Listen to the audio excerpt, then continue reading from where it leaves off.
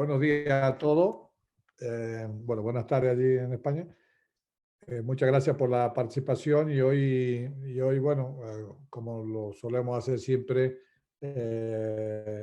vamos a participar en un seminario de un doctorando, de un investigador del IELAD que ya está a puntito de presentar su tesis doctoral.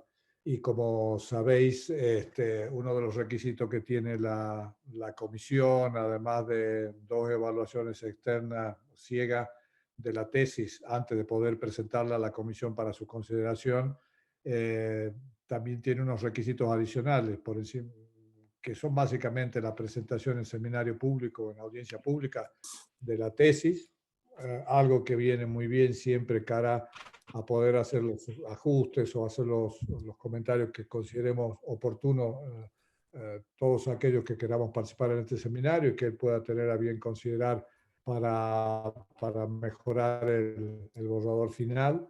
Y también el tercer requisito, lógicamente, es la presentación de 2 artículos publicados en revistas de impacto. Con eso lo que quiero decir es que estamos dando cumplimiento a un requisito de la comisión de doctorado, o sea que no es un seminario, digamos, ad hoc, sino que es un seminario como requisito previo para la presentación.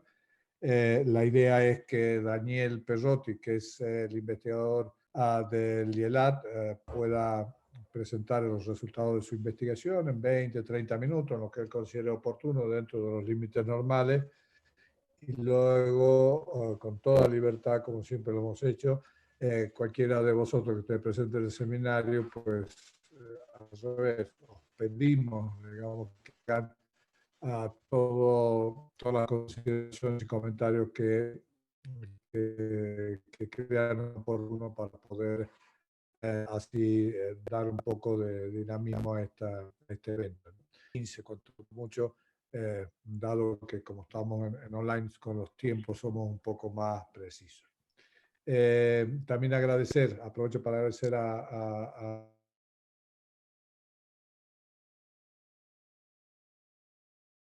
queda a mí como coordinador del programa, pero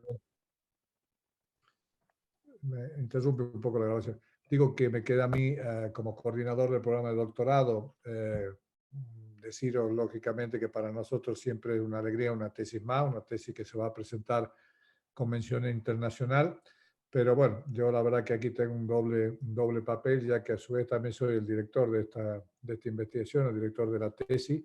El investigador es Daniel Esteban Perrotti. Daniel es investigador de la Comisión Económica para América Latina, trabaja actualmente en la sede de Washington y debo decir que en estos 3 años y medio, pues ha sido un placer colaborar en un tema pues como el que nos va a presentar sobre la realidad de las infraestructuras en América Latina, sobre todo desde el punto de vista del análisis tanto empírico como teórico, pues tratar de obtener algunos datos sobre la realidad de la infraestructura en América Latina que realmente a mí me han parecido interesantes también de la tesis, y por eso también me sumo lógicamente al agradecimiento de Daniel de haber confiado en el IELAD y en el programa para realizar su investigación. Sin mucho más, Daniel, puedes comenzar tu presentación. Haciéndote hincapié, lógicamente, que el instituto siempre es interdisciplinar o multidisciplinar y, por lo tanto, muchos de los que están escuchándote no son economistas. Por el contrario, también, y agradezco la presencia de algunas personas allegadas, digamos, al área de economía, también debo decirte que hay economistas, o sea que ten cuidado. Sí. Así que adelante, Daniel. Perfecto. Bueno, primero que nada, como esto está siendo grabado y además estamos en diferentes usos horarios, quisiera decir buenos días, buenas tardes, buenas noches a las personas que nos están viendo ahora o que verán esta grabación en el futuro.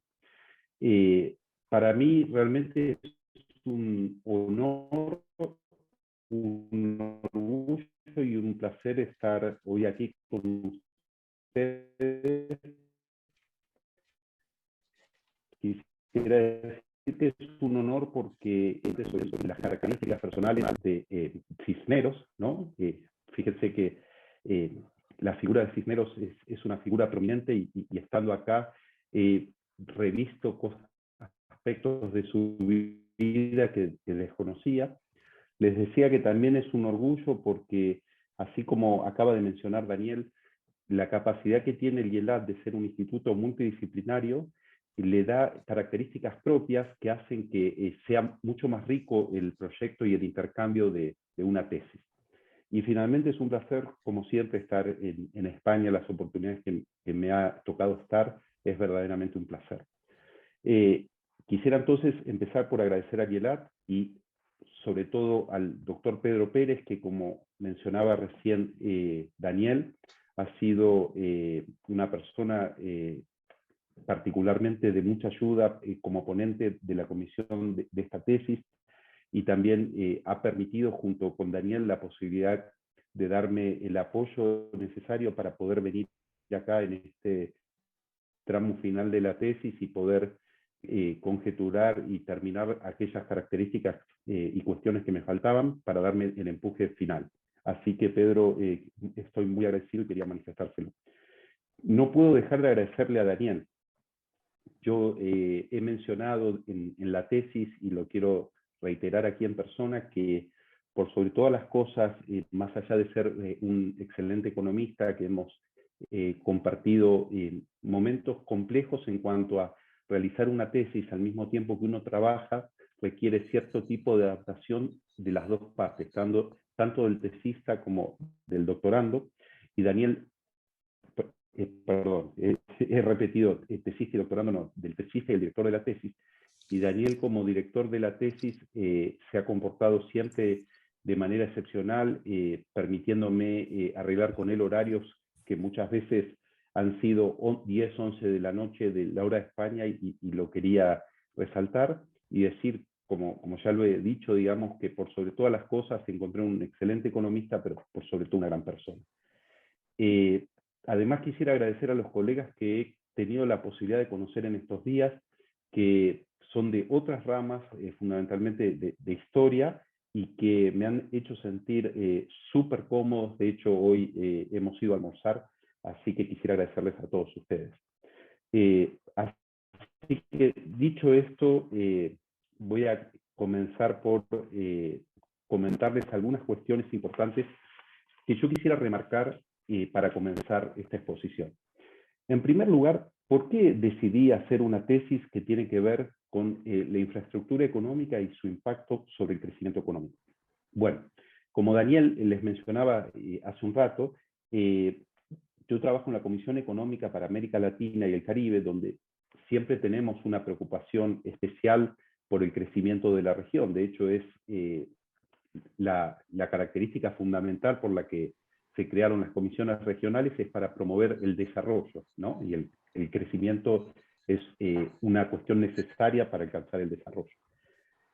Otra característica tiene que ver con un trabajo que yo realicé allá por el año 2010, en el cual se me solicitó que estudiara la medición de lo que se conoce como la brecha de infraestructura, es decir, las carencias de infraestructura que tenía la región de América Latina y el Caribe en ese año, y eso despertó en mí el interés por la temática de infraestructura, al conocer la importancia que tenía la infraestructura para no solamente para las cuestiones vinculadas, digamos, al transporte, a las comunicaciones, sino que iba más allá y tiene impactos importantes e interesantes sobre el crecimiento. Justamente de eso trata la tesis. También me interesa saber por qué otros países que son más desarrollados que, digamos, que América Latina, que países de África y de Asia, por qué esos otros países, además de tener mejores indicadores de infraestructura en términos per cápita, por ejemplo, por qué esos otros países se preocupan tanto por la infraestructura. Es decir, existen características adicionales que le den a la infraestructura algún valor que les permita a esos países avanzar un paso más y decidir realizar las erogaciones que se requieren en infraestructura. Bueno, esa es otra de las cuestiones del porqué. Yo diría que estas cuestiones son vinculadas más que nada a hechos históricos.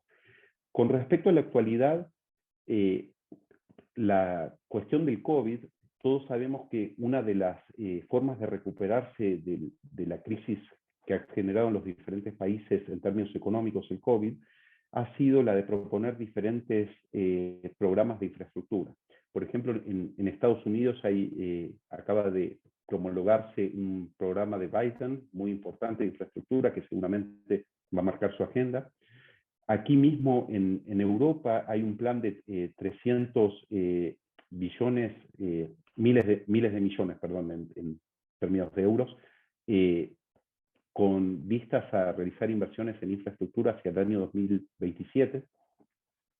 Y después también tenemos en términos de actualidad el acuerdo que tiene que ver con mi país, Argentina, que acaba de realizarse o se está en proceso de realización con el Fondo Monetario Internacional, el cual el ministro de Economía comentó que se prevé un incremento de las inversiones en infraestructura del actual 1,2% a un 2,4%.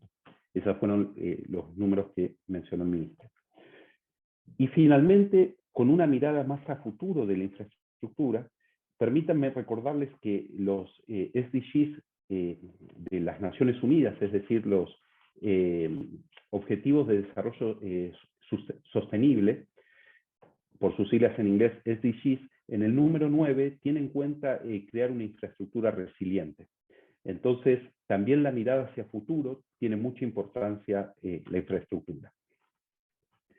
Dicho esto, permítanme ahora mencionar las dos cuestiones que estoy vinculando en la investigación, que por un lado es el Producto Bruto Interno o Producto Interno Bruto, que me imagino que casi todos lo saben, pero simplemente les recuerdo que el Producto Interno Bruto es la suma de todos los bienes y servicios finales que se producen a lo largo de un año en una economía, y el crecimiento económico tiene que ver cómo varía ese producto, pero va más allá de eso. Es decir, que crezca una economía a 5% durante un año, bueno, es algo muy positivo, pero un año solo no conlleva un proceso de cambio.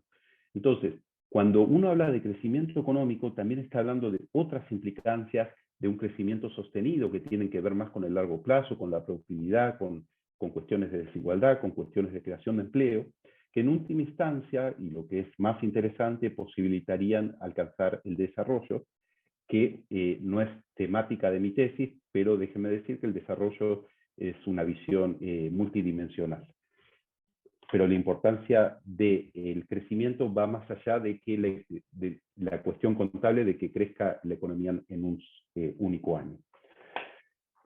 Después, permítanme ahora definir la infraestructura económica, que es el concepto básico sobre el cual hemos abordado la tesis, y ahora les voy a pasar a explicar por qué, que básicamente la infraestructura económica, según la definición estándar, es aquella parte de la infraestructura que constituye la base sobre la cual se prestan servicios para los sectores productivos y los hogares, incluyendo al transporte, la energía, las telecomunicaciones y agua y saneamiento. Dicho esto, hay que notar que es una definición restrictiva. Y esto es que es restrictiva en el sentido que es muy concentrada en ciertos sectores específicos de la economía y no tiene en cuenta la relación que existe entre la economía y el medio ambiente, la economía y el capital natural.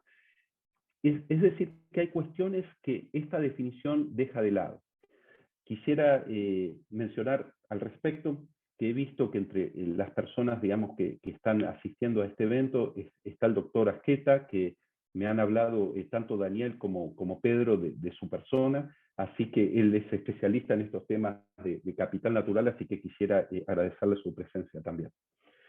Entonces, como les decía, una definición restrictiva en este sentido nos ha llevado también a la inclusión de un capítulo que tiene que ver con cuestiones que van más allá de la definición corriente de infraestructura, que les comentaré algo más adelante. Otra cuestión de relevancia tiene que ver con los servicios de infraestructura.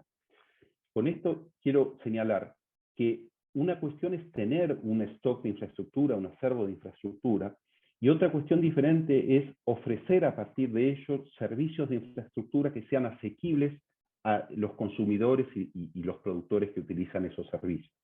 Y muchas veces, y esto es importante y en particular en regiones de América Latina, muchas veces uno puede tener la provisión del servicio, pero no tiene el acceso garantizado, ya sea por cuestiones económicas, por ejemplo, que no se ha planificado un subsidio adecuado para los hogares de más bajos ingresos, o por cuestiones alternativas como ser cuestiones regulatorias, jurídicas, etcétera, de marcos regulatorios.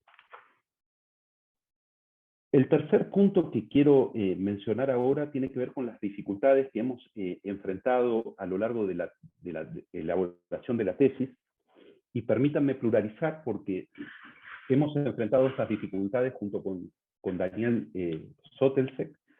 Digo Daniel Sotelce para distinguir, somos los dos Danieles, así que me tomo esa atribución.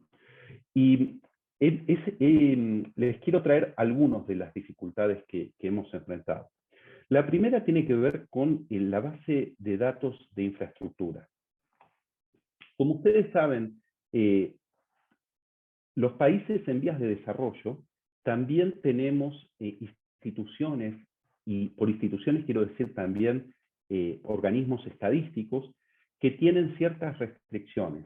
Es decir, que la calidad institucional también es un claro ejemplo del grado de desarrollo de un país. Seguramente acá tengo colegas como Pedro y otros historiadores que me dirán, bueno, en España también es complicado muchas veces conseguir información, lo cual es correcto, pero las restricciones son diferentes muchas veces porque tiene que ver con grados de maduración institucionales. Entonces, los limitantes de la inversión en infraestructura hicieron que tuviéramos que buscar entre bases de datos que han sido históricamente probadas y que se han utilizado en diferentes documentos. Y ahí hemos encontrado dos tipos de base de datos. Una base de datos que tenía datos desde 1980 hasta el año 2008, y otra base de datos más actual que tenía datos desde 2008 exactamente hasta el año 2016, pero el problema de esa base de datos es que no contaba con datos de inversión en infraestructura privados. Entonces existían ciertos niveles de incompatibilidad. Otras cuestiones que dividían las dos bases de datos tenía que ver, por ejemplo, con que en alguna de las bases de datos las fuentes de información abarcan, por ejemplo, para poner un ejemplo concreto, en el caso de transporte terrestre, y en el otro caso agarraba transporte terrestre más marítimo y aéreo.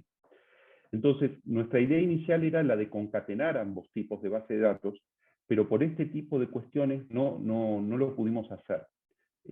Concatenar me refiero a unir, no sé si es un tecnicismo latinoamericano, pero me refiero a unir las dos bases de datos y utilizarlas desde 1980 hasta 2018. Eso no se pudo hacer, entonces nos tuvimos que limitar a una segunda mejor opción, en donde tuvimos que limitarnos en la cobertura geográfica. Entonces, al hablar de América Latina, estamos hablando de los países en términos económicos más importantes, que son Argentina, Brasil, Chile, México, Colombia y Perú. Pero nos hemos limitado a trabajar solamente con esos países, y teníamos la otra base de datos, la que les decía que era más actual, que tenía muchos más países, pero tenía solamente datos de inversión pública y no tenía inversión privada. Y como la serie primera que yo les decía, incluso era una serie mayor, eso tenía cualidades superiores en cuanto a el trabajo, como decimos los economistas, como datos de panel, en donde nosotros tenemos información tanto por países como en el tiempo, es decir, tenemos una base amplia. Entonces esas características implicaron nuestra preferencia por utilizar la primera de las dos bases de datos. Otra dificultad que me encontré en la tesis, ya en una cuestión metodológica importante, era que yo tenía planificado seguir la metodología que venían utilizando otros autores a lo largo de la literatura económica, y esa literatura econométrica, es decir, estadísticas de vincular los datos y obtener las variables de interés que teníamos en mente, no eran directamente aplicables para el tipo de configuración de datos que finalmente obtuvimos. Entonces, ese fue un desafío bien interesante porque me permitió no solamente descubrir nuevas características econométricas y nuevas habilidades, sino que también requirió un proceso de aprendizaje para mí, un proceso que me llevó un tiempo para comprender, para ver dónde estábamos parados, cuáles eran las cuestiones que teníamos que lidiar con nuestra base de datos y cómo las podíamos resolver. Finalmente, otra cuestión importante fue que Daniel me motivó a realizar un capítulo adicional donde nos planteáramos cuestiones que iban más allá de la relación entre la infraestructura y el crecimiento económico, que es el núcleo de nuestra tesis. Y para eso fue dificultoso para mí porque yo me tenía que hacer primero una idea de cómo podía introducir esa temática que Daniel quería sobre una tesis que ya estaba bastante estructurada en capítulos específicos. Y yo les voy a mostrar más adelante, pero lo que le quiero decir es que una vez que hicimos un punteo de cuáles serían esos temas adicionales que eran de relevancia, lo primero que se me ocurrió para organizar mis ideas fue hacer un diagrama de dónde encajaría cada una de esas cuestiones dentro de un marco amplio de la problemática de la infraestructura. Y eso me sirvió de mucha utilidad para poder organizar el capítulo. Bueno, dicho esto, ¿cuáles son en concreto las hipótesis que me he planteado en la tesis? La primera es que la inversión en infraestructura posee un impacto favorable y significativo sobre el crecimiento económico. ¿Qué quiere decir esto? Que una mayor inversión implicaría un mayor crecimiento económico, es decir, un mayor producto, y que esto sería significativo desde el punto de vista estadístico, ¿no? Ahí lo que hacemos referencia es a una relación de causalidad dada por las presunciones teóricas y no las empíricas. Aquí hay que recordar que lo que da el sentido de causalidad es la teoría y no solamente la econometría. Entonces, los resultados que nosotros tenemos implican también una cuestión teórica, una causalidad, pero que viene desde el punto de vista teórico. La segunda hipótesis planteada es el impacto observado tanto en el corto como en el largo plazo. Aquí, ustedes, una cuestión que me pueden preguntar, bueno, pero ¿qué diferencia el corto y el largo plazo? Y el largo plazo es cuando las variables que nosotros estamos contemplando de interés, en este caso en la infraestructura y el crecimiento económico, guardan una tendencia común, que en términos técnicos se llama cointegración, pero la idea, digamos, es que en el largo plazo guardan una tendencia común. Y en el corto plazo, la modelización implica utilizar otras variables que intervienen sobre el desarrollo, que intervienen sobre el crecimiento y que permiten observar otras características. Con lo cual, el largo plazo y el corto plazo son diferentes perspectivas incluso de modelización. Lo tercero es que el impacto es independiente de la medida de infraestructura utilizada. Por eso me refiero a otra cuestión novedosa que incorporamos en la tesis, que hemos utilizado tanto medidas físicas como medidas monetarias de infraestructura. Generalmente los trabajos o trabajan con unidades físicas o trabajan con unidades monetarias. Nosotros hemos tenido la oportunidad de explorar en esta tesis unas estimaciones en donde contemplamos los dos tipos de unidades, lo cual también es una cuestión novedosa. Y finalmente queríamos llegar a una conclusión sobre el impacto de la contraciclicidad, que ahora les comento brevemente, pero si el impacto es contracíclico, es decir, si mayor en los periodos de contracción económica que en las fases expansivas. El ciclo económico, o sea, el crecimiento, la evolución del PIB, se denomina fases expansivas cuando van de un valle a un pico. Es decir, cuando están de abajo hacia arriba, eso es un periodo expansivo. Y cuando van de arriba hacia abajo, eso es un periodo contractivo. Ahora vamos a ver más adelante esta cuestión. Entonces, permítanme empezar por el contexto económico y decir acá y afirmar ante todos los colegas que la historia importa, porque hemos de saber que buena parte de la teoría económica considera que la historia no es tan importante, pero en mi consideración sí que lo es y de manera significativa. Entonces, quería comentarles lo siguiente. Acá tenemos un gráfico en el que tenemos la evolución del PIB per cápita promedio por década, excepto el último periodo que tenemos hasta el 2018 por las restricciones que teníamos, digamos, de información estadística, no del PIB, pero sí de la infraestructura. Entonces, muy brevemente, quisiera comentarles qué ocurrió en términos de contexto económico en cada una de las décadas. Voy a ir un poco rápido porque me parece que estoy medio lento en cuanto a todo lo que les quiero mostrar. En todo caso, si quedan dudas, con mucho gusto trato de responderlas en el final. Entonces, en la década de los 80, si ustedes se fijan, la economía en términos del PIB per cápita cayó en promedio 0,5%. Por ello, esta década se conoce como la década perdida, y fue una crisis que contempló, digamos, la imposibilidad de acceso a los mercados internacionales de buena parte de los países de América Latina, comenzando con la crisis de cesación de pagos de México, si no me equivoco, en 1982, y que después se fue sucediendo con otros países de la región, pero una marcada excepción fue Colombia, que nunca entró en cesación de pagos.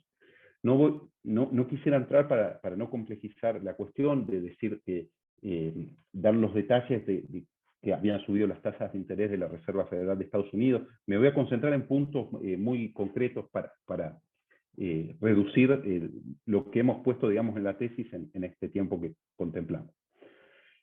Hacia el final de la década de los 80 empieza a observarse el contexto de las políticas neoliberales y de lo que luego se denominaría el Consenso de Washington, que incluyó privatizaciones, desregulaciones, una reducción significativa de la injerencia estatal en sus diferentes dimensiones. Entonces, a partir de allí, en la década de los 90, se continuó con la desregulación económica, en particular los mercados laborales, que a propósito, nota al margen, hoy estaba viendo que aquí en España hoy se estaba justamente discutiendo una nueva ley de mercado laboral, bien interesante. Y también se continuaron con las privatizaciones y sobre todo se desreguló la cuenta de capital del balance de pagos, con el objetivo de fomentar la libre circulación de capitales. Ahí había una concepción que la libre circulación de capitales implicaría una entrada de flujo de capitales hacia los países emergentes y que posibilitaría a través de esa entrada el desarrollo de actividades productivas y por ese medio avanzar hacia el desarrollo. Quiero mencionar de que esto en términos generales mostró un éxito inicial en varios de los países, pero sin embargo expuso mucho con relación a los avatares externos a las economías latinoamericanas, y ustedes quizá recordarán la crisis de tequila en México, después la crisis asiática, la crisis rusa, finalmente la crisis brasilera, con la devaluación en Brasil del real. Todas esas cuestiones hicieron que hacia finales desde la crisis mexicana del fines del 1994 en adelante, hubo muchos vaivenes donde se vieron afectadas variables de empleo, de desigualdad, de pobreza y otras, y entonces la década terminaba ciertamente sombría. El comienzo de la siguiente década en términos económicos no había sido el mejor. Recordemos el caso de la caída de la economía argentina que arrastró otras economías. En particular, estaba haciendo una revisión para la presentación ahora y observé que la economía que más cayó justamente fue la de Uruguay durante ese periodo. En total, América Latina tuvo un año recesivo, estamos hablando del año 2002, Pero a partir de ahí, con el surgimiento y la irrupción de China y la India en el comercio mundial, en particular la entrada de China a la organización de la cooperación del desarrollo económico, empezó todo el ciclo que se conoció como el superciclo de las materias primas, donde gran parte de los países de América Latina, pero no todos, puesto que otros fueron afectados en realidad por el incremento de los precios de las materias primas, pero gran parte pudo incrementar sus espacios fiscales, es decir, los ingresos del Estado. Se aplicaron políticas redistributivas, se aplicaron políticas desde el punto de vista social universales, salió mucha gente de la pobreza, mejoraron los indicadores de desigualdad, y eso durante gran parte de todo este periodo.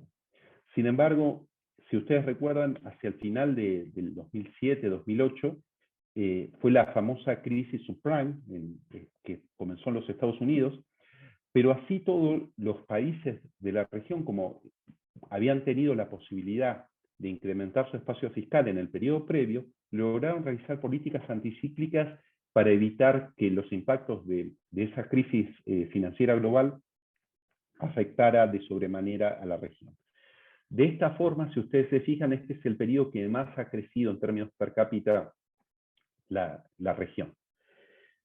Finalmente, en la última década, se observa un crecimiento de 1.7% promedio en el PIB per cápita, pero déjenme aclarar que esto es solo hasta 2018, con lo cual, si recuerdan, 2019 y 2020 fueron años, sobre todo,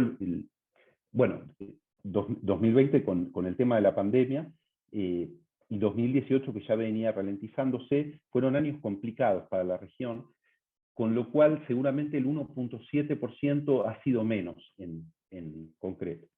En esta última década hubo una estabilidad más grande en el precio de las materias primas. Las economías generalmente estuvieron estancadas, muchas de ellas, o incluso en recesión. El caso de Argentina estuvo bastante en recesión. El caso de Brasil afrontó reformas importantes con importantes ajustes, además de cuestiones crisis políticas. Se redujeron los espacios fiscales y el golpe más grande viene hacia el final de la década con la pandemia, donde quisiera destacar aquí que varios países entraron en la pandemia con debilidades fiscales, y esas debilidades fiscales con la salida de la pandemia van a estar profundizadas. Entonces, en términos económicos, si bien hay lógicamente un efecto rebote de haber estado en recesión hacia los años siguientes, que va a haber mayor crecimiento, sin embargo, las cuestiones fiscales pueden ser complejas en los próximos años para varios de los países. Entonces, dado este contexto económico, acá es donde yo les presento lo que son los datos de las inversiones en infraestructura que corresponden a la base de datos original de Calderón y Servén, que acá por una cuestión de espacio no llegué a poner la fuente, así que pido disculpas de eso, pero corresponde a Calderón y Servén, lo aclaro ahora.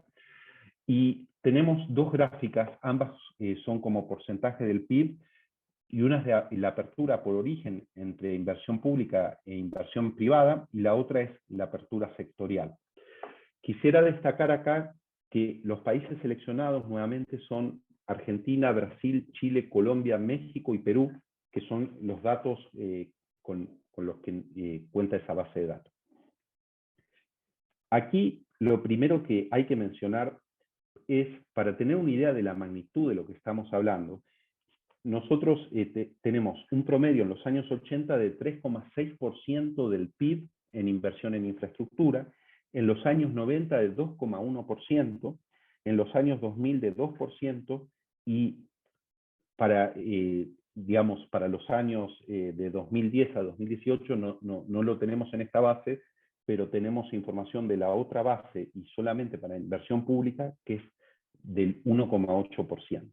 Con lo cual, no hace falta que se los explique en detalle, pero se ve claramente, digamos, que hay una tendencia que va disminuyendo, aunque en esta parte, digamos, con algunos repuntes que ahora les voy a mencionar. Pero para darse cuenta de cuánto implica esto en términos de dos magnitudes, quisiera mencionarles primero que la relación entre inversión total, es decir, infraestructura más otro tipo de inversión, a Producto Bruto en la región oscila en torno al 20%. Con lo cual, la inversión en infraestructura, del total de la inversión en la región, en la década de los 80 fue del 18%, y después, en la década de los 90 y del 2000, estuvo en torno al 10%. Es decir, que hubo una caída de casi 10% con respecto a la participación en la inversión total. Otra característica a señalar aquí es que la inversión pública en los años 80 tenía mucha más importancia que en el resto del periodo. Como recordarán, les comenté que por el consenso de Washington, el sector público tuvo que desprenderse de buena parte de las empresas públicas que ejercían importantes gastos en materia justamente de inversión en infraestructura. Como tal, la inversión en infraestructura pública pasó de un promedio del 84% durante los años 80 a un promedio del 49% en los años 90 y a un promedio del 44% en los años 2000. Es decir, que mostró una reducción significativa. Después, en el gráfico derecho tenemos la apertura sectorial, que básicamente ahí lo que podemos observar es que en los años 80 la mayor parte de la inversión correspondía a cuestiones de energía, después al sector de transporte, después telecomunicaciones y finalmente agua y saneamiento, que es esta línea de acá, la más finita.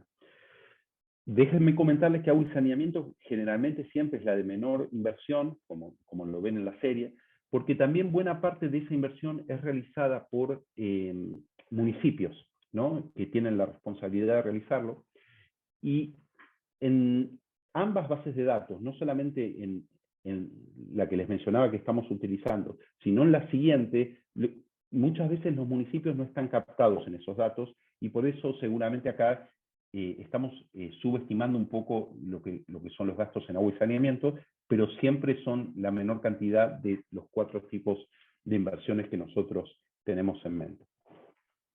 Entonces, les comentaba recién en la década de los 80, en la década de los 90, los gastos en infraestructura sectorial, ahí mostraron ya con empresas privatizadas, empresas públicas privatizadas y algunos monopolios naturales privatizados, incrementos importantes en temas de energía, en telecomunicaciones y finalmente en transportes.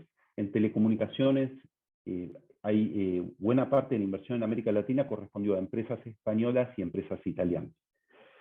Y finalmente, en los años 2000, tenemos la mayor participación en términos sectoriales en telecomunicaciones, seguidos de energía y seguidos de transporte. Vale decir que en el último periodo, justamente en los años 2000, buena parte de la infraestructura, de las inversiones en infraestructura correspondieron a mejoras en aquellas áreas donde las exportaciones de materias primas y de minerales ejercían influencia. Es decir, que hubo realización de inversiones vinculadas a las exportaciones del superciclo de las materias primas. Aquí, en esta gráfica, les quiero presentar exactamente lo mismo que veíamos antes, pero desde el punto de vista separado de lo que es la inversión pública y la inversión privada en infraestructura, porque quiero que noten dos cuestiones. La primera es que la inversión pública ha tenido claramente una tendencia decreciente, aunque estabilizándose en torno al 1% en los últimos años de la muestra. Después, la inversión privada es una inversión bastante más volátil y que guarda bastante más relación con la actividad económica en general. No se observa una clara tendencia y sí una mayor volatilidad. Bueno, entonces, voy un paso para atrás. Les decía que tengo también la otra base de datos que finalmente decidimos no trabajar con ella en cuanto a las estimaciones, pero sí les quería presentar los datos que muestra esta serie para el mismo conjunto de países de los que yo he trabajado antes. Para esos 6 países yo les mencionaba que igual esta base de datos que se llama Infralatam tiene datos para más países, pero para hacerlo más comparable posible, aunque no uniendo las dos series por las cuestiones que les mencionaba antes, nos permiten observar que el promedio de la inversión desde el 2008 hasta el 2016 fue de 1,8% del PIB. Y lo que más les quería mostrar acá, si ustedes se fijan, los años 2009 y 2010, la inversión estuvo por sobre el promedio porque fue el periodo en el cual se realizaron políticas anticíclicas vinculadas a la crisis subprime. A ver. Bueno, hasta ahora entonces estábamos viendo datos de inversión en infraestructura. Déjenme mostrarles por un instante también cuestiones vinculadas a la calidad de infraestructura que vienen del índice de competitividad global que hace el Foro Económico Mundial, el cual es uno de esos pilares, es el pilar de infraestructura que tiene 2 componentes principales que son la infraestructura de transporte y la infraestructura de servicio. Al respecto quisiera señalarles que para hacer este indicador, este pilar de infraestructura, se trabaja con 2 tipos de información. Por un lado se realizan encuestas de percepción, que se les preguntan a las personas de los referentes, digamos, de ciertos campos vinculados a la infraestructura, se le preguntan qué considera sobre ciertas cuestiones, y por otro lado podríamos decir que se trabaja con ciertos datos duros que tiene que ver, por ejemplo, el número de interrupciones telefónicas o las circunstancias en las cuales existen daños en una carretera. Es decir, son valores, digamos, más objetivos que los otros de percepción. Entonces, en base a eso se arma el pilar de infraestructura de América Latina. Como ustedes pueden ver, ha ido evolucionando. Yo acá me chequeé, porque acá tenemos los 2 valores que dice 3.8, pero bueno, hay un segundo dígito que ahí no se ve y por eso es la diferencia en eso. Pero digamos, este es más grande que este, eso es correcto. Eso es lo que les quería aclarar en ese sentido. Entonces, como ustedes ven, el pilar de infraestructura ha mejorado en el tiempo. Podemos decir que hacia el final se ha estancado desde el año 2010-2011 se ha estancado entre 3.5, 3.6 y 3.8, lo cual es cierto, pero la pregunta que uno podría hacerse aquí es, bueno, ¿y cómo es esto con relación al resto de las regiones? Y ahí es donde nos encontramos que seguimos siendo, a pesar, discúlpenme que diga seguimos siendo, yo hablo desde un punto de vista latinoamericano, sé que acá tenemos colegas de otras partes, así que les pido perdón por hacer propio, digamos, sentirme de la región porque lo soy. Pero les decía, entonces seguimos siendo, a pesar de las mejoras, una región que muestra muy baja calidad en términos de infraestructura. Al respecto, el promedio de Europa es de 4,6. Nosotros tenemos un promedio de 3,6. El promedio, por ejemplo, de América del Norte, que incluye además Estados Unidos a Canadá, es de 5,9. El promedio de Asia, del este asiático, es de 4,5. Solamente estamos por arriba de África subsahariana y de Asia del Sur. Es decir, que tenemos mucho por recorrer también en términos de calidad, no solo de inversión. Ahora bien, otro aspecto que nos interesó con Daniel recorrer es el tema del ciclo económico y el impacto del ciclo económico sobre la infraestructura.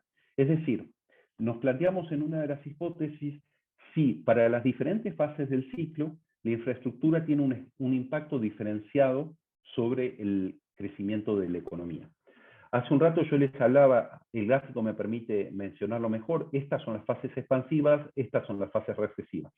Las bajadas son contractivas, en realidad el término correcto es contractivas, recesivas tiene otra connotación. Y estas son las fases expansivas. Para nosotros poder determinar los ciclos que hemos determinado, lo que se llaman ciclos del producto, utilizamos 3 métodos. ¿Por qué utilizamos 3 métodos? Porque cada método produce resultados que se van arrimando a lo que se conoce como los resultados de un filtro ideal, pero cada método es diferente. Entonces lo hicimos con un sentido de robustez donde estimamos que al menos 2 de los 3 métodos tenían que dar un resultado de coincidencia para que consideráramos esa fase o expansiva o contractiva. Ese fue el significado de esa cuestión.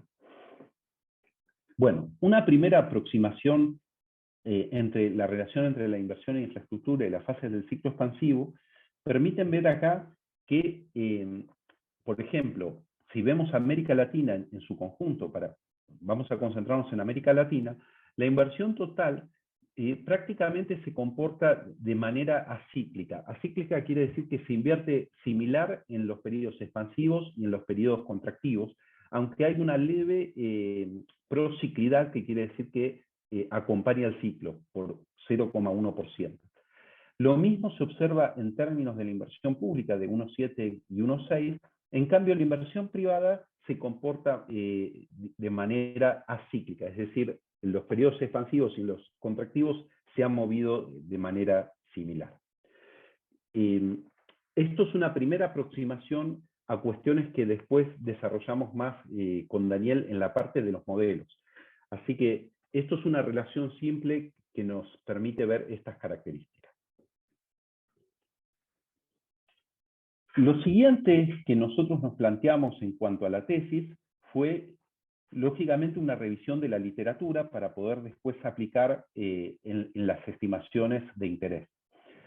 Entonces, nosotros nos encontramos con la existencia de resultados bastante disímiles en la literatura, sobre todo en un primer periodo, donde había autores que encontraban resultados negativos, otros encontraban resultados positivos, y otros finalmente encontraban que la infraestructura no tenía ningún tipo de influencia en particular sobre el crecimiento económico.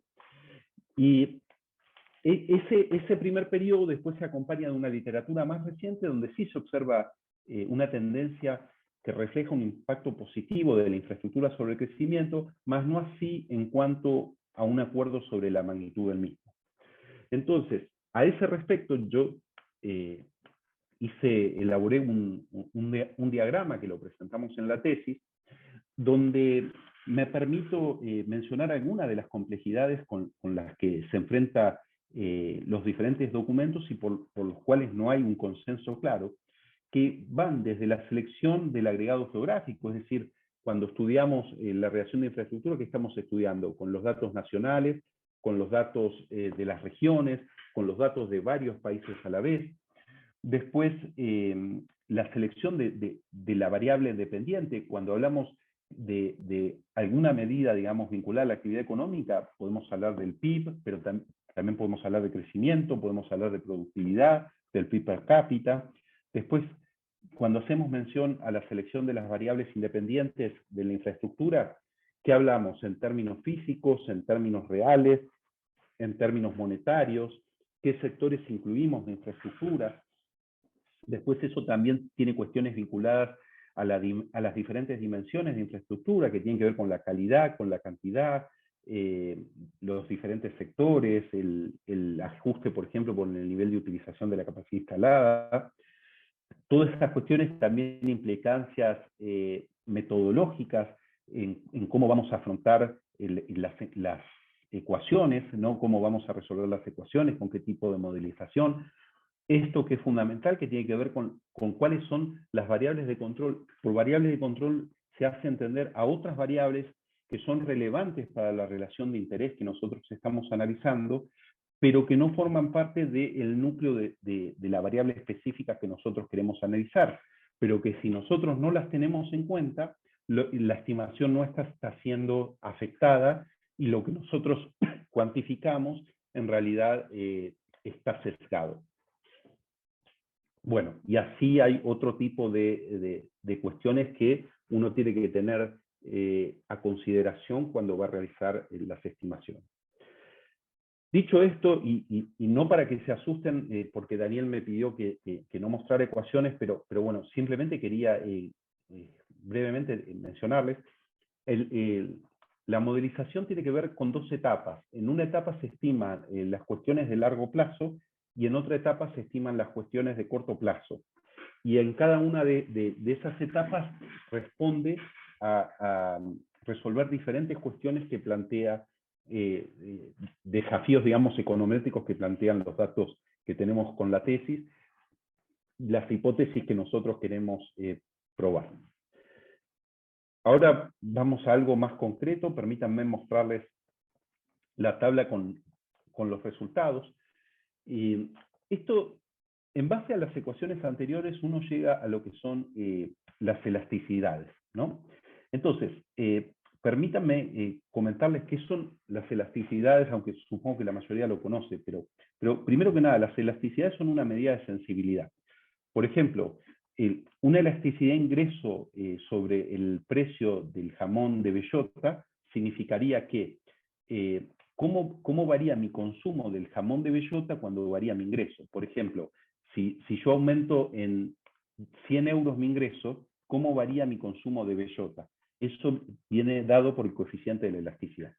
En este caso, nosotros estamos hablando de cómo varía el crecimiento económico en función de la variación en la infraestructura. Entonces, si ustedes observan, nosotros acá tenemos el corto plazo y el largo plazo, y acá tenemos la variable de infraestructura. Y acá lo que nos está diciendo es que, para poner un ejemplo, déjenme ir un paso más atrás que no se los expliqué.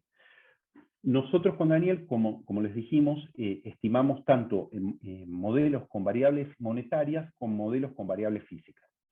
El que dice INFTOT es el modelo que tiene infraestructura medida en variables monetarias.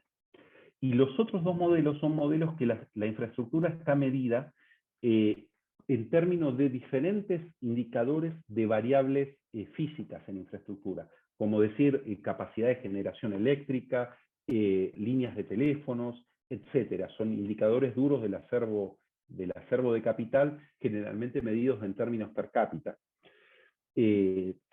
No me quiero extender sobre eso, pero bueno, para armar esos indicadores también hay un proceso que está descrito en la tesis. Lo interesante de estas cuestiones son varias, déjenme notarles algunas. Primero que los valores son estadísticamente significativos y de signo positivo. Esto quiere decir que la infraestructura tiene un efecto diferenciado positivo sobre el crecimiento económico, el cual va más allá del impacto directo, si se quiere, de la infraestructura que ejerce sobre la demanda agregada a través del acervo de capital. Eso por un lado. Después, por otro lado, es interesante notar que el modelo monetario, que es el modelo que tiene mayor impacto en comparación con los otros dos modelos. Y después, otra cuestión importante tiene que ver con velocidad de ajuste. ¿Qué quiere decir velocidad de ajuste? En términos simples, la velocidad de ajuste es una vez que estoy en desequilibrio, porque se supone, digamos, que las variables alcanzan un equilibrio, pero si estoy en desequilibrio, ¿cuánto tiempo tardo en alcanzar nuevamente el equilibrio? Bueno, y eso, lo que es interesante es que nuevamente el modelo monetario es el modelo que tarda menos en alcanzar el equilibrio nuevamente de largo plazo.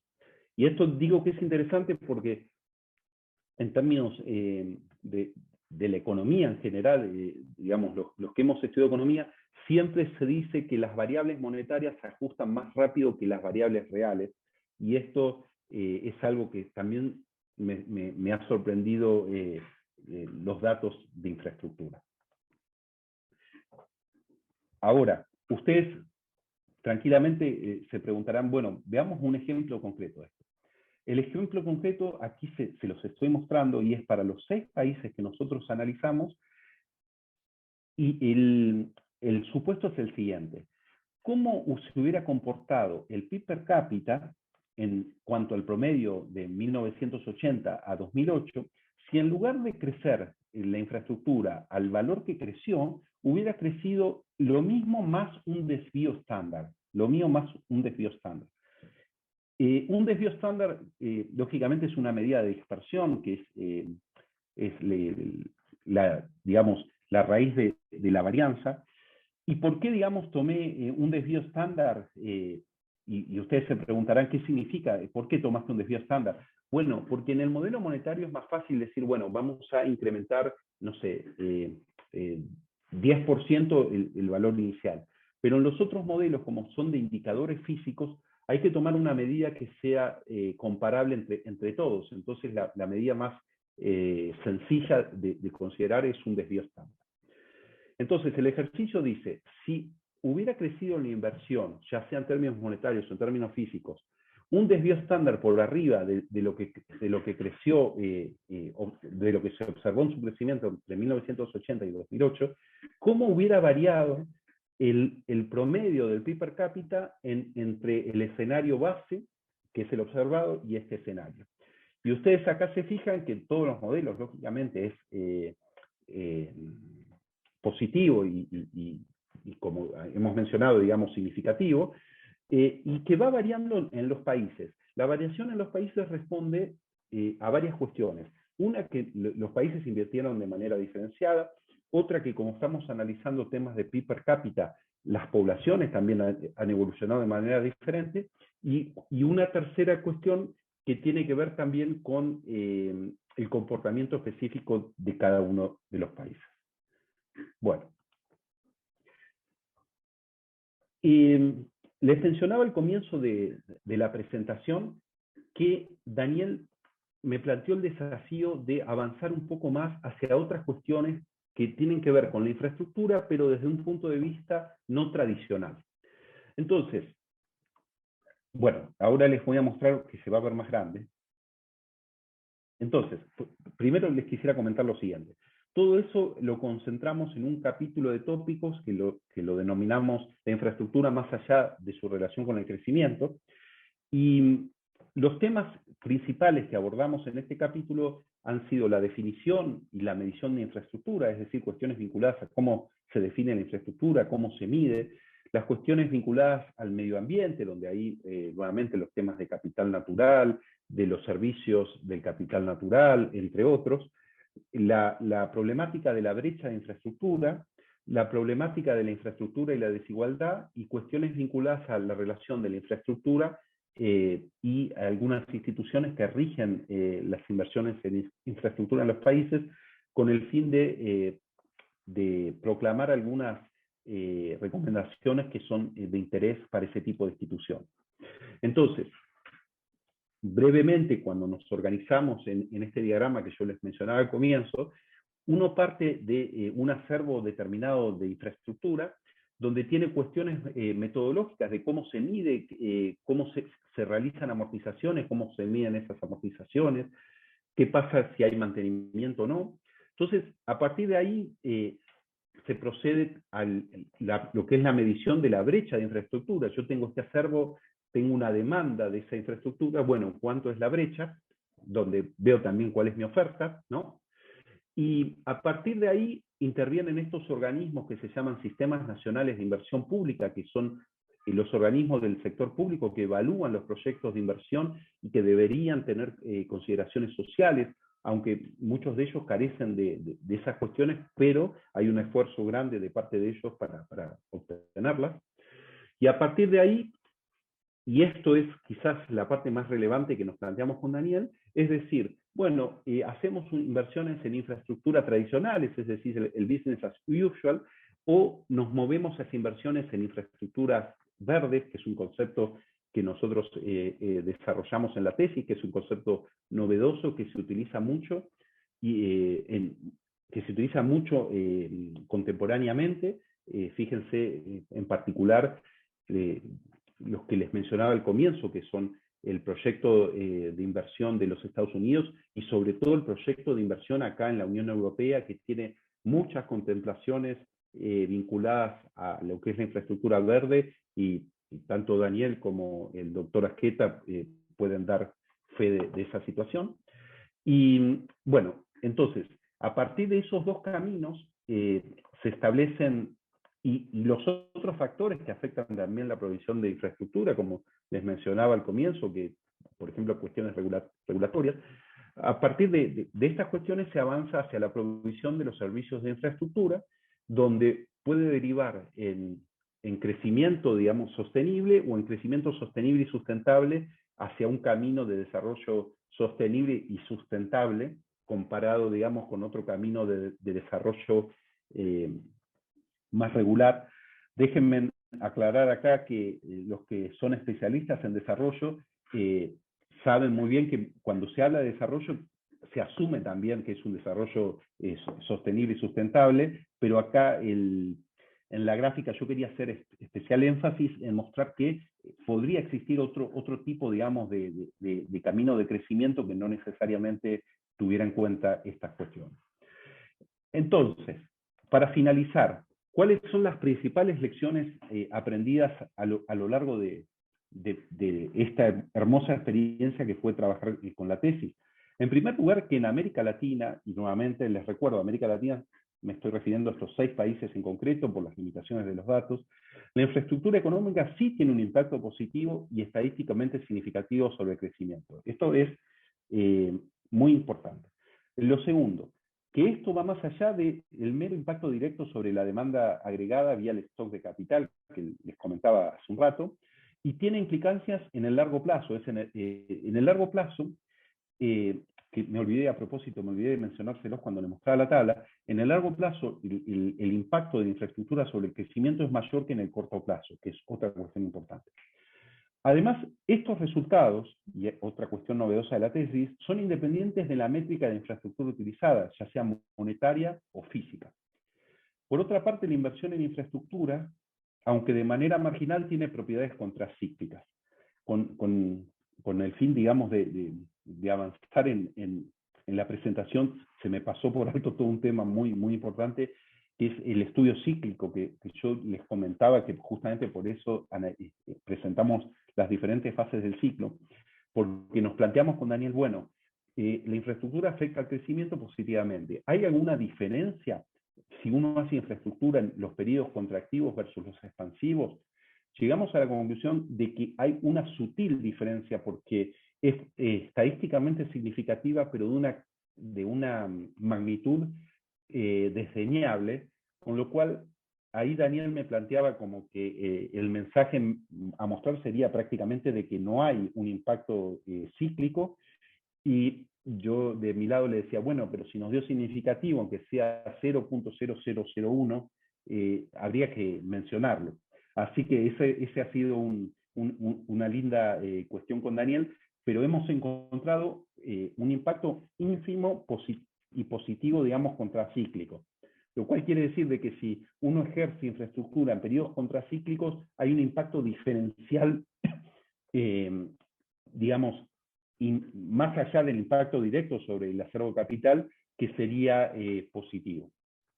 Y finalmente, el enlace que nosotros hemos hecho con el capítulo de tópicos de infraestructura, es decir, más allá del crecimiento, es que existe una brecha de infraestructura que debe ser atendida. Entonces esto plantea oportunidades, porque tenemos que resolver esa brecha, pero podemos resolverla saliendo del business as usual, y podemos resolverla a través de infraestructuras verdes que cuiden el medio ambiente, que atiendan el cambio climático y, por sobre todas las cosas, que atiendan y enriquezcan lo que se conoce como el capital natural. Entonces, quisiera finalmente agradecerles a los que llegaron hasta este momento de la presentación, y si Daniel me permite, abrir el espacio a las preguntas y ojalá les pueda ofrecer algunas respuestas. Muchas gracias.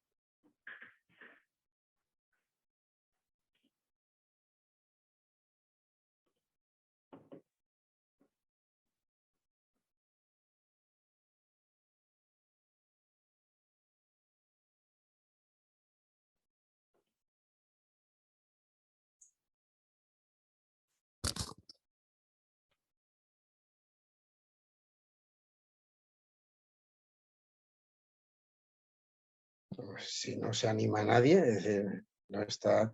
Yo creo que Daniel como director debería. Ah, está Felipe. Sí, perdón. Buenas tardes a todos. Felicitaciones a Daniel por una excelente presentación. Yo tengo una pregunta, pero creo que tiene que ver más con mi desconocimiento de la materia que con que no haya quedado claro, digamos, en la presentación. Me llamó la atención por qué la inversión en infraestructura es especialmente positiva en momentos, digamos, anticíclicos. No logro comprender por qué esa inversión extra, digamos, en gasto público puede favorecer a los países latinoamericanos estudiados justo en esos procesos tan complejos para la economía. Gracias. Perdón, ¿qué tal? Soy Guido Sack. No sé si juntamos preguntas y después responde todo junto. Sobre todo porque se relaciona, tengo dos comentarios. Bueno, primero saludarlos a todas y a todos, que es un placer estar en este seminario. Yo también soy doctor por la Universidad de Alcalá y en particular me desempeñé ahí en el IELAT durante unos años, así que estoy encantado de estar aquí presente. Bueno, felicitar a los Danieles, a Daniel Perrotti principalmente por el trabajo y bueno, a Daniel Sotelsek también por la dirección, que también fue mi director de tesis. Bien, voy al grano. Complementando un poco la pregunta recién de Felipe, también me llamó la atención ese efecto sobre la ciclicidad, digamos, que sea un efecto positivo, más positivo durante la recesión o durante la caída. Está bien la distinción que hizo Daniel. Y mi pregunta principal es si ese efecto, si tiene alguna idea, si han hecho algún test para diferenciarlo, tiene que ver, por un lado, con el hecho de que muchas veces las políticas contracíclicas en una recesión se direccionan a través de la infraestructura. Digo, de hecho, en los datos que mostró Daniel, ahí está evidenciado. Y por otro lado, si también puede haber algún efecto de que en momentos de recesión, en principio, todas las otras componentes del gasto están cayendo. Bueno, no sé si todos, pero al menos la mayor parte, ¿no? Eso por un lado. Y aprovecho para hacer un comentario adicional que tiene que ver con el efecto, sobre todo cuando hace el análisis de que si los países, si hubieran aumentado la inversión en infraestructura a un desvío estándar, cuánto mayor crecimiento hubieran tenido las economías. Me pregunto, y sobre todo en el caso argentino, evidentemente también soy argentino, y que tenemos un problema siempre de faltante de dólares. Por un lado, si este mayor crecimiento no se podría haber chocado con lo que llamamos restricción externa, es decir, faltante de dólares, si eso está contemplado. Y una forma de contemplarlo quizá, no sé si directa, pero al menos indirecta, es así como en el último capítulo muestran infraestructura y otras variables, como, no sé, distribución del ingreso, cuestiones por el estilo, si analizaron algo de infraestructura y exportaciones. Porque me parece una variable bastante relevante para evitar justamente chocarse con la escasez de dólares. Bueno, y cierro acá, así dejo más preguntas y posteriores respuestas. Bueno, igual felicitaciones y muchas gracias. Perdón, ahora puedo hablar, es que no podía hablar con el micrófono, no sé qué me pasaba. Bien, ¿más preguntas? ¿Alguien que quiera comentar? Si no, Daniel puede contestar. Pedro. Sí, una pregunta. Primero, enhorabuena a Daniel Perrotti por la investigación realizada y por la presentación maravillosa. Es decir, le damos las gracias los que no somos economistas porque lo hemos entendido perfectamente. Entonces, eso es excelente. Daniel, enhorabuena por hacer fácil lo difícil y por presentarlo de una forma coherente. Y enhorabuena a el profesor Daniel Sotelsek por haber dirigido una tesis fabulosa. Y con eso felicitar al programa por tener una nueva tesis de muchísima calidad. Dicho eso, a mí una pregunta muy concreta que seguramente Daniel Perrotti ahora nos lo podrá explicar con más profundidad porque entiendo que en su texto esa información está.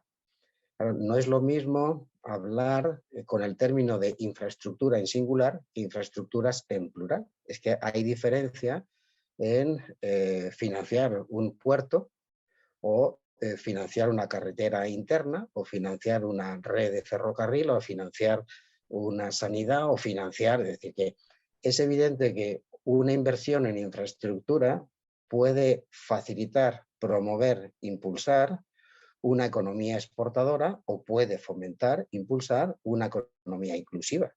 Entonces yo creo que habría que diferenciar esos dos tipos de infraestructuras, una generadora de economías de escala, una generadora de eslabonamientos internos hacia adelante y hacia atrás, o otra infraestructura que promueve esa economía extractiva, ¿no? Evidentemente, sí puede haber un índice de correlación de a mayor inversión en infraestructuras, crece el PIB, correcto, pero el impacto de esa inversión es distinta si es una economía extractiva, si es una economía inclusiva. Eso es, como Daniel esos datos los tiene, pues le pediríamos que quizá a lo mejor ahí en los contracíclicos sí se puede entender un poquito mejor esa diferencia entre un tipo de infraestructura y otro tipo de infraestructura.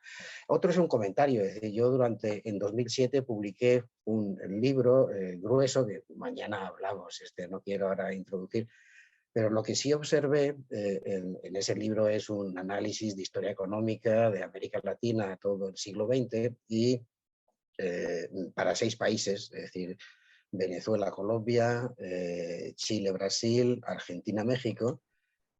Utilicé, evidentemente los historiadores cuando vemos la presentación de Daniel Perrotti, pues nos morimos de envidia, es decir, porque nosotros no tenemos ese volumen y calidad de datos y tenemos que manejarnos con una información muy, muy, muy reducida, ¿no? Pero yo recopilé las inversiones residenciales, las no residenciales y maquinaria y lo que vi claramente es que hasta 1980, es decir, inversiones públicas, ¿de acuerdo? Es decir, ahí no incluyo inversiones privadas, y lo que se observa es que la correlación entre inversión en residencial, en la no residencial y en maquinaria, más o menos están ajustadas, y en 1980 lo que se ve es que la no residencial, que en este caso serían infraestructuras, cae, se desploma, mientras que las residenciales aumentan, es decir, un tipo de corte de tijera clarísimo. Es decir, es evidente que a partir de los años 80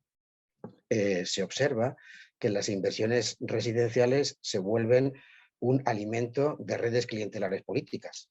Entonces, lo que observé es, vinculando regímenes militares, regímenes civiles, durante el siglo XX eso no se da.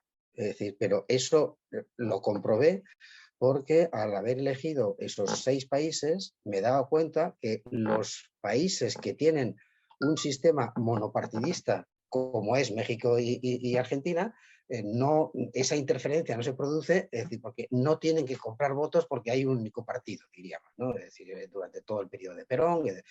Hay otros países que son multipartidistas, como puede ser Brasil y Chile, que tienen un comportamiento diferencial, y hay otro comportamiento que es clarísimo, el de Venezuela, Colombia, que son bipartidistas, pero al mismo tiempo desde el 49 tienen una alternancia pactada, es decir, que dan lo mismo las elecciones, ya se sabe quién va a ganar a partir del 49 del punto fijo del Pacto Nacional, ¿no?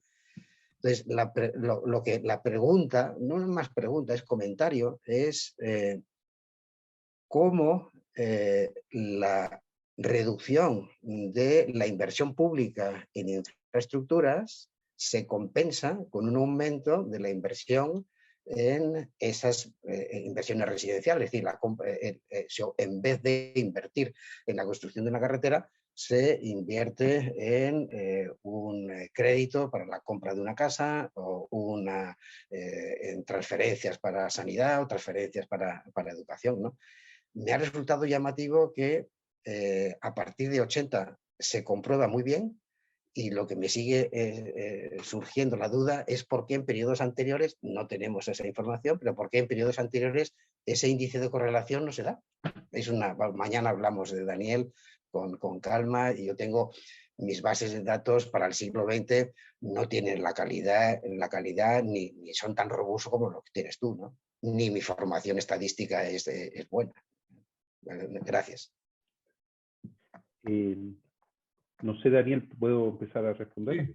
Sí, creo que Sí. pueden tratar de contestar, Daniel. Bueno, voy a empezar al revés porque tanto Felipe como Guido van juntos y tengo bien fresco ahora lo que acaba de decir Pedro. Primero que nada, Pedro, aclarar de que no es que nosotros en la tesis hemos tenido muchas fuentes de información, al contrario, ha sido más bien escaso lo que tenemos de información, a punto tal que un periodo muy interesante para analizar donde la inversión total, digamos, yo no hablo ya de infraestructura, la inversión total fue más alta en América Latina en los años, yo diría desde mediados de los años 60 y una parte de los años 70, y porque no me voy más para atrás, porque en los 50 también, pero en ese periodo no tengo ninguna posibilidad de obtener datos de lo que es inversión en infraestructura. Así que lamentablemente, digamos, esa cuestión no la puedo responder.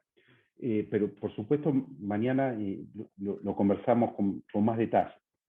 Otra pregunta que planteaba Pedro, que me parece muy, muy relevante, es, bueno, uno puede hacer inversión en infraestructura en diferentes cuestiones y seguramente los encadenamientos para adelante y para atrás, según el tipo de inversión, tienen diferentes características.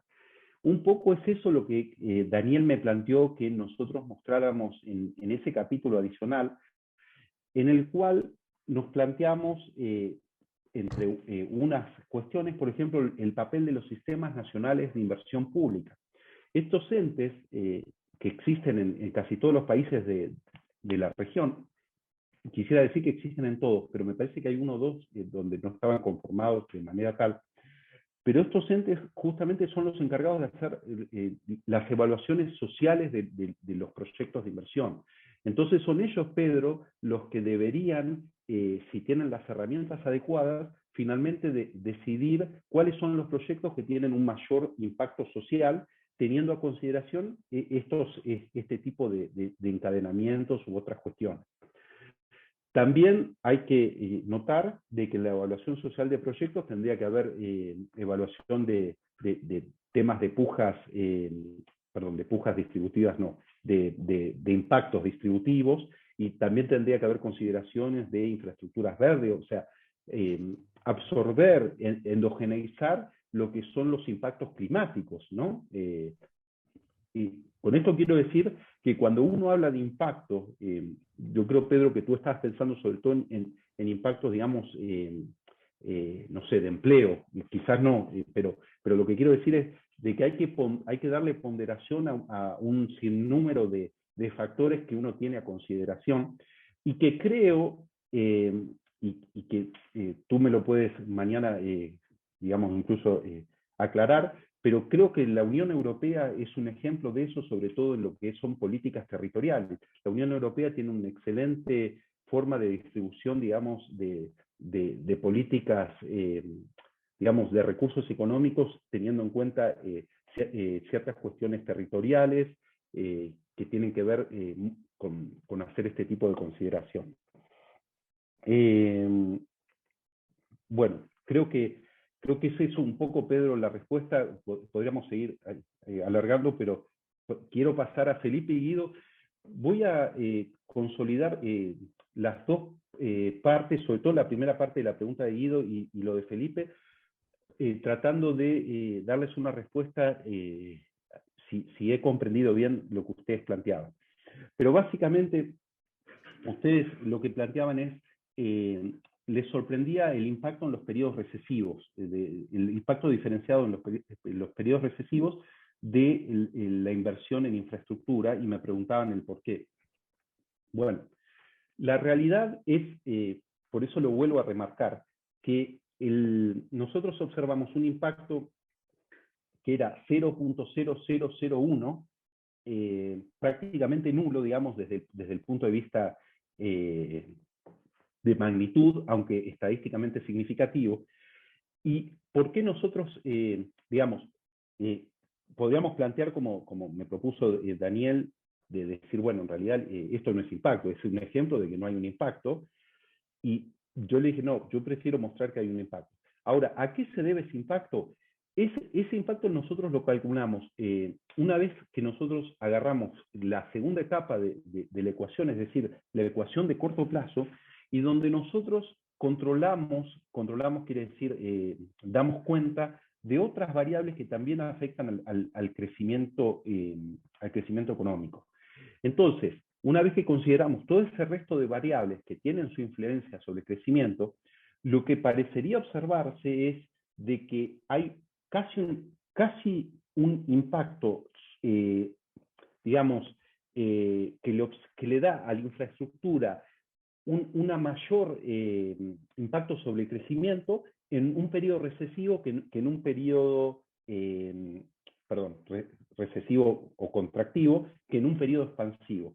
Y esto bien podría deberse, y esto es ya tratando de darle una respuesta a lo que ustedes me mencionan, que desde mi punto de vista, como están, digamos, el resto de las variables de la demanda agregada en un periodo así, digamos, en valores inferiores a los que habitualmente está, quizás ahí el impacto del multiplicador, digamos, de la inversión en infraestructura sobre el crecimiento, observa un aliciente adicional, ¿no? En todos los casos, siempre recordar de que estamos hablando del impacto por sobre el impacto del propio acervo de capital, que esa es una distinción bien importante. Y respondiéndole a Guido su segunda inquietud, quisiera decirle a Guido que es muy buena digamos, la mención específica de la relación que existe en... Nosotros, lamentablemente, los argentinos pecamos muchas veces de egoístas en el sentido de concentrarnos en la realidad argentina. Lo que pasa que, permítanme decirles que para los economistas, la realidad argentina siempre es muy interesante porque ha tenido de todo. Entonces, exactamente, tú estás pensando un poco también en los procesos quizás de stop and go, pero, o de financiar a la infraestructura, digamos, mediante, como se ha observado, si ustedes recuerdan, yo les mostraba que en el periodo de boom de las materias primas, buena parte del transporte, de la energía y todo eso, se incrementó debido sobre todo al superciclo de las materias primas. Pero respondiéndote en concreto, Guido, mira, no tengo una respuesta, digamos, tú me preguntabas si lo hemos estudiado en la tesis. No, no lo hemos estudiado en la tesis porque nosotros nos basamos en modelos de equilibrios parciales.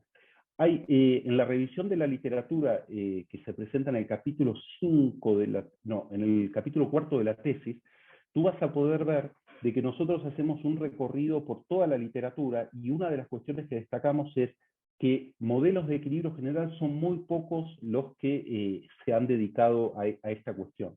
Entonces, para poder observar específicamente lo que tú planteas, quizás el escenario tendría que ser partir de un modelo de equilibrio general o que también lo menciono en la literatura, hay un modelo interesante, hay un documento interesante de un autor que utiliza como materia novedosa el modelo de las tres brechas, no sé si te acuerdas del modelo de las tres brechas, para analizar, digamos, la infraestructura, donde ahí sí entraría fantástico el punto que tú planteas, porque ahí sí tenés la restricción externa y lo podés analizar. Una tercera opción, digamos, en mi corto paso por el Plan Fénix, en su momento, en el Plan Fénix, nosotros teníamos una tabla que era un Excel, digamos, que era una especie, digamos, de modelo general, donde nosotros, lógicamente, veíamos qué pasaba con la inversión y cómo repercutía eso en la disponibilidad de financiamiento para atender ese tipo de inversión y cómo quedaban las cuentas externas. Pero en concreto, en los términos prácticos sobre la tesis, no lo hemos mencionado, solamente hacemos la mención en la parte de la revisión de la literatura. Así que, bueno, muchas gracias. Bien. Pues nada, no sé si hay alguien más que quisiera. Bueno, yo comentar simplemente con respecto a esto último, que sí, que me parece interesante. Yo creo que sin duda alguna lo que se está planteando de infraestructura y exportaciones tiene que ver más casi con financiamiento, ¿no? De cómo se plantea el financiamiento, el diseño de financiamiento de inversiones, ¿no? A partir del ingreso de divisas, lógicamente, como puede ser las exportaciones, sí podría ser interesante. La verdad es que no lo hemos tenido en cuenta. Está muy bien. Bien, yo cumpliendo un poco los plazos y los tiempos, y teniendo en cuenta que habíamos fijado un seminario de 1 hora y media, ya estamos a la hora, si alguien quiere intervenir, estupendo, pero si me permiten simplemente 2 minutos, primero para agradecer a Daniel la presentación. Yo creo que es un buen ensayo para la tesis, sobre todo en términos de limitación de tiempo. Nos va a dar un margen para ajustar un poquitito los tiempos. Agradecer lógicamente también el lenguaje. Yo le había pedido a alguien, como hay gente que no es economista, que trate de involucrar de ese tema. Agradecerle también el esfuerzo. Yo creo que hay mucho trabajo que, como toda presentación, no se ve lo que hay detrás, ¿no? El hecho de, como él dice, de habernos encontrado con 2 bases de datos, tratar de hacer el empalme de la serie y ver las dificultades ha sido muy complejo. Pero además de los datos, yo creo que hay un trabajo y un esfuerzo econométrico importante a la hora de medir y continuamente insistir sobre mediciones, tratando de identificar problemas de filtros que muchas veces no son los más adecuados. Yo creo que ahí hay un trabajo también de fondo importante en el capítulo 4. Y sobre todo, bueno, yo creo que es una tesis que tiene conclusiones que algunas pueden parecer ciertamente obvias, ¿no? Digamos, a la hora de plantear crecimiento de infraestructura y saber que eso sí es así, pero otras no tan obvias, ¿no? Como el concepto de largo plazo. Yo creo que ahí hay una idea interesante sobre la influencia en el corto y en el largo plazo. Creí que se cree literatura en general muchas veces distinta.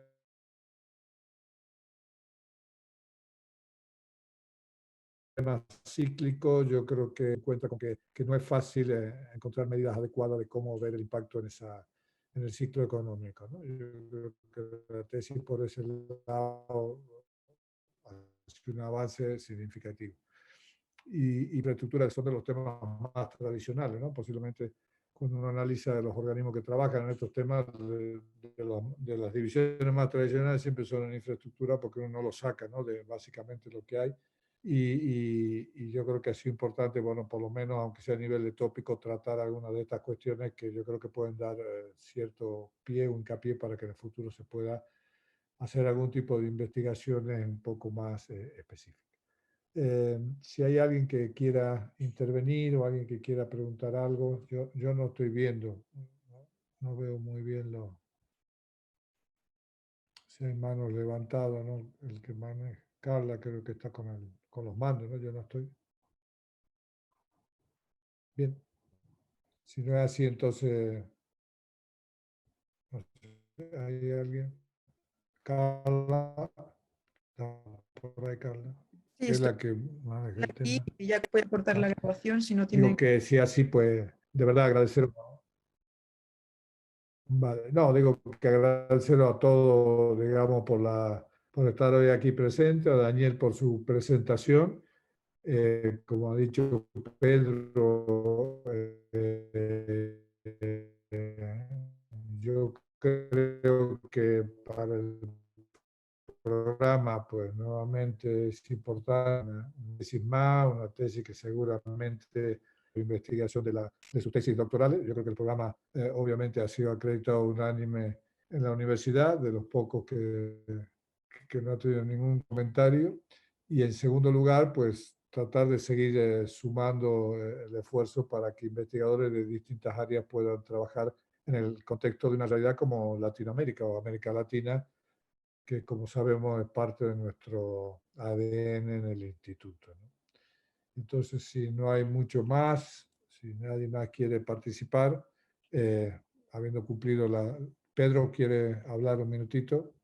Nada, habiendo cumplido la 1 hora y media, tratando de ser estricto, digamos, con los horarios para no robarle más tiempo, agradecer de verdad a todos. Agradecerte, Daniel, por tu presentación y daríamos por finalizado el seminario.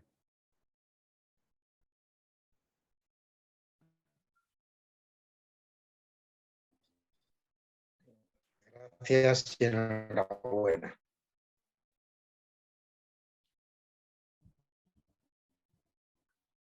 Muchas gracias a todos. Muy buenas noches. Daniel.